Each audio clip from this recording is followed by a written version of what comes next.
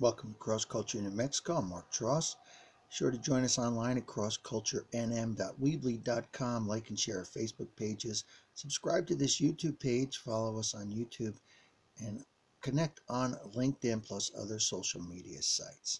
We're going to cover a series right now on Passover or Pesach and the HaMatzah, which is Passover and the Feast of Unleavened Bread. Beginning in Leviticus 23, verses 5 through 8, we read this. The Lord's Passover begins at twilight on the 14th day of the first month. On the 15th day of that month, the Lord's Feast of Unleavened Bread begins. For 7 days you must eat bread made without yeast.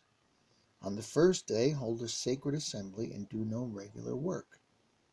For 7 days present an offering made to the Lord by fire.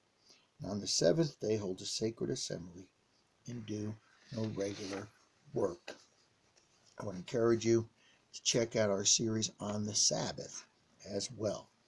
So the holy day Pesach or Passover announces the arrival of spring, and we are in that season coming up right now as I'm recording this.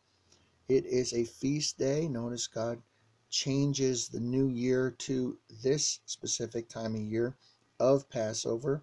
The Feast of First Fruits follows then Pentecost, which leads us into the fall feasts according to the biblical calendar.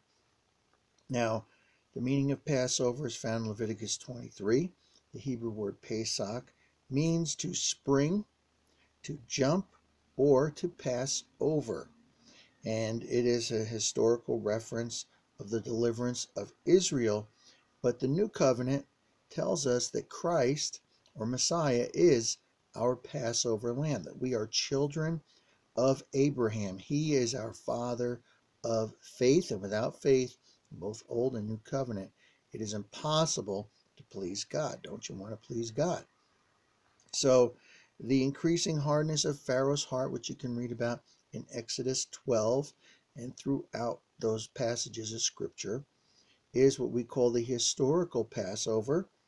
But I would venture to say, whether you go back to Abraham and Isaac, or Cain and Abel, or even Adam and Eve, there was a sacrifice made, and according to Scripture, Christ or Messiah was crucified before the foundation of the world was laid.